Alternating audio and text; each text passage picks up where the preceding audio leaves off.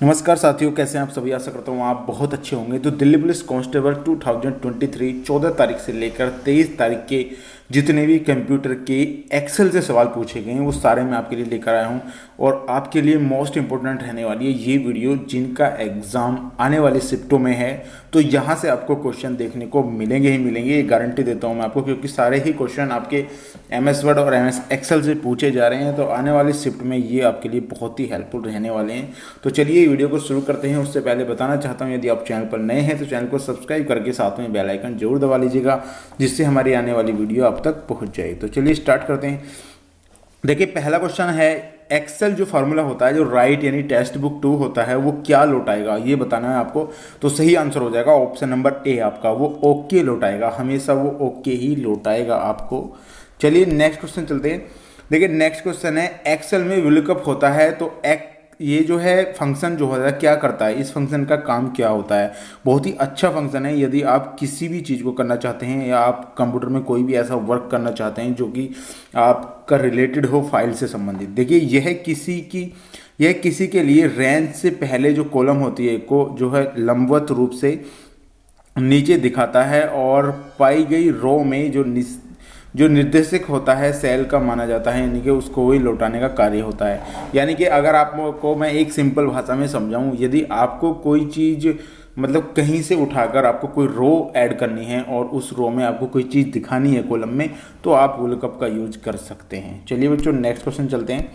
देखिए next question है आपका, MS एक्सेल में एक जो कॉलम में सभी संख्यात्मक मानों यानी कि न्यूमेरिकल जो वैल्यूज होती हैं वो स्वचालित रूप से जोड़ने की शॉर्टकट की आपको बताना है। तो आपको पता होगा आल्ट, अगर आप आल्ट के साथ यदि बराबर को आप प्रेस कर लेते हैं तो ये काम आपका बहुत ही इजी हो जाता है। और ये क्वेश्चन आपका पूछा भी गया है दिल्ली पुलिस में। तो ऐसे क्वेश्चन आपके एग्जाम में बन रहे हैं। तो बच्चों बहुत ही मोस्ट इंपोर्टेंट वीडियो रहने वाली है ये आपके एग्जाम के लिए। चलिए नेक्स्ट क्वेश्चन देख लेते हैं। देखिए नेक्स्ट क्वेश्चन है, एक्सेल में जो है आपका काउंटा होता है यानी फंक्शन होता है, उसका क्या कार्य होता है, वो क्या करता है। तो सही आंसर हो जाएगा, उन सेल की संख्या की गणना करता है जो किसी रेंज में जो रिक्त नहीं है, यानी कि उन सेलों की गणना करता है जैसे रिक्त नहीं है, मतलब जो भरे हुए हैं जिनमें लिखा हुआ है, तो उन सेलों की ये जो है गणना करने में मदद करता है। चलिए गाइस नेक्स्ट क्वेश्चन चलते हैं। देखिए नेक्स्ट क्वेश्चन पूछा गया था, एक्सेल फार्मूला में जो ये चिन्ह है ना, ये चिन्ह जैसे डॉलर का चिन्ह होता है, चिन्ह का उद्देश्य क्या होता है ये आपको बताना है। तो इस चिन्ह का उद्देश्य होगा, उसका उपयोग फार्मूला में रो या कॉलम को ठीक करने के लिए किया जाता है, इसका उपयोग। तो अगर आपने MS एक्सेल यूज़ किया है तो आपने ये चीज़ देखी होगी, यदि आपका जो फॉर्मूला है उस रो या कॉलम में उसे ठीक करना है तो आप इस चीज़ का यूज जरूर करे होंगे उसमें।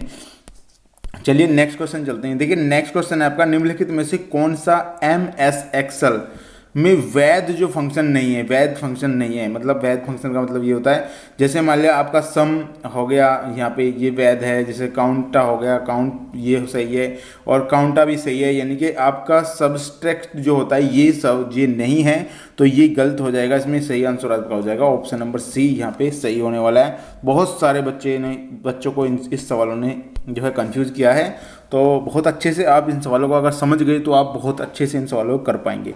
चलिए नेक्स्ट क्वेश्चन देखते हैं। देखिए माइक्रोसॉफ्ट एक्सेल में हमेशा बराबर चिन्ह जो होता है क्या शुरू होता है वहाँ से। तो आपको पता होगा, कभी भी अगर माइक्रोसॉफ्ट एक्सेल में आप जाएंगे, जब भी आप बराबर लगाएंगे तो हमेशा आपका जो नियम है बराबर से ही होगा, यानी कि फॉर्मूला जो होता है वो आपका बराबर से ही शुरू होता है। तो ऐसा सवालों को तो आप जानते होंगे, क्योंकि कभी भी आपने MS एक्सेल के बारे में अगर सोचा भी होगा तो बराबर का चिन्ह तो डेफिनेटली वहाँ पे समझा होगा आपने।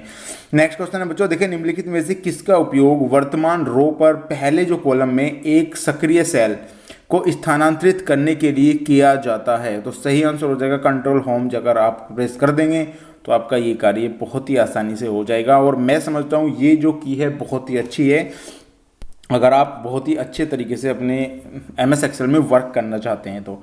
चलिए नेक्स्ट क्वेश्चन देखते हैं। नेक्स्ट क्वेश्चन है आपका, प्रत्येक टेबल जो है एक स्प्रेडशीट डिग्री के रूप में प्रस्तुत होती है, जिसे कहा जाता है, आपको पता होगा डेटा शीट कहा जाता है। ये तो बहुत ही सिंपल सवाल है, हमेशा डेटा शीट जो है इसको कहा जाएगा। चलिए बच्चों नेक्स्ट क्वेश्चन पे हम चलते हैं। देखिए नेक्स्ट क्वेश्चन है आपका, MS एक्सेल में जो कॉलम D में रो जैसे D10 से D15 तक या D15 तक संख्यात्मक मान जोड़ने के लिए किस सूत्र का उपयोग किया जाना चाहिए। तो वह है, आपको बताना है वो क्या है। तो आपको पता है सम तो लगना ही लगना है। तो सम डी जो है आपका सम D10 और यहाँ पे आपका अनुपात का लगा लीजिएगा आप D15 को अगर कर देंगे तो सही आंसर आ जाएगा ऑप्शन नंबर सी आपका। इस नियम को लगाने से आप दोनों को जोड़ पाएंगे। चलिए बच्चों नेक्स्ट क्वेश्चन चलते हैं।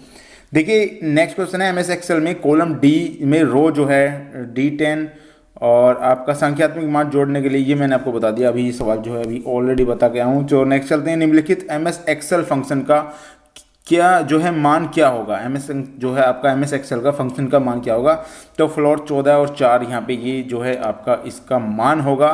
तो सही आंसर इसका मान के बता दूं मैं आपको, तो ये 12 हो जाएगा। ऑप्शन नंबर डी आपका यहाँ सही हो जाएगा। डायरेक्टली इस पे सवाल पूछे जाते हैं तो मुझे लगता है कि आप ऐसे सवालों को बहुत ही ईजी तरीके से कर पाएंगे बच्चों।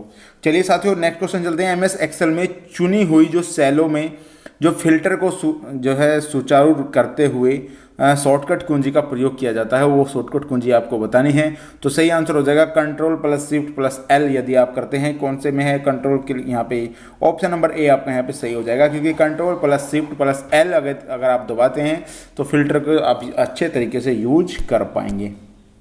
चलिए बच्चों नेक्स्ट क्वेश्चन देखते हैं। देखिए नेक्स्ट क्वेश्चन है MS एक्सेल 2010 में एक रो की अधिकतम ऊंचाई कितनी होती है। एक रो की अधिकतम ऊंचाई 409 होगी आपकी, बिल्कुल सही है। ऑप्शन नंबर आपका यहाँ पे पॉइंट्स में आएगी, ऑप्शन नंबर सी आपका यहाँ पे सही हो जाएगा बच्चों। बहुत सारे बच्चों को ये क्वेश्चन याद होंगे, लेकिन बहुत सारे बच्चों को ऐसा लग रहा होगा कि बिल्कुल नए क्वेश्चन जो है मुझे देखने को मिल रहे हैं। तो गाइज घबराने की जरूरत नहीं है, आपको ऐसे ही 1-2 क्वेश्चन उसमें देखने को मिलेंगे तो आप उसे आसानी से कर पाएंगे बच्चों। MS एक्सेल में जो सेल में डेटा दर्ज करने के लिए निम्नलिखित में से कौन सी विधि का उपयोग नहीं किया जा सकता। तो आपका सही आंसर हो जाएगा इसी। आपने देखा होगा कभी अगर आपका कोई भी आपने वीडियो चला रखी है लैपटॉप पे या PC में, आपको अगर बता दूं मैं यहाँ पे ESC की आपको फॉर्म मिलेगा। अगर आप उस वीडियो को चलाएंगे तो देखना कभी आपको ये चीज़ आएगी। तो ये कुंजी दबाकर जो है आपको जो है इसमें कोई भी एफ-शीट दर्ज नहीं की जा सकती। तो ऑप्शन नंबर सी आपका यहाँ पे सही हो जाएगा। डेफिनेटली कोई ज़्यादा बड़ी बात नहीं है। और बच्चों आपको एक चीज़ और बताना चाहता हूँ मैं, आपकी जो है एक वोट, अगर मैंने आपको बताया था कि मैंने एक जो है पोल स्टार्ट कर रखा है अपने चैनल पर, आप जैसे ही जाएंगे कम्युनिटी में वहाँ पे जाके आपको वोट करनी है कि आपके नंबर कितने हैं। वहाँ से मैं आपकी जो दिल्ली पुलिस की मेरिट है उसको सुचारू रूप से एक अच्छी कट ऑफ में लेकर आऊँगा, जिससे कि आप बहुत ही अच्छे से समझ पाएंगे कि कितने क्वेश्चन पे कट ऑफ जा सकती है। तो बहुत सारे लोग, हज़ारों लोग वहाँ पे जाके कमेंट कर चुके हैं, तो प्लीज़ आप भी जाकर एक बार वहाँ पे अपनी वोट या अपनी राय जरूर दीजिएगा। तो चलिए नेक्स्ट क्वेश्चन पे चलते हैं। देखिए आज का हमारा लास्ट क्वेश्चन है, एक्सेल में जो है डोंट जो चार्ट होता है डोंट चार्ट के समान है। ऐसा कौन सा समान है डोंट चार्ट के। तो पाई चार्ट जो है बिल्कुल डोंट चार्ट के समान है बिल्कुल। ये क्वेश्चन अभी आपके एग्जाम में पूछा गया था। तो गाइस ये थी आज की हमारी कंप्यूटर MS एक्सेल से वीडियो। आशा करता हूँ वीडियो आपको बहुत पसंद आई होगी। अगर पसंद आई तो प्लीज़ लाइक कर देना। तब तक के लिए धन्यवाद।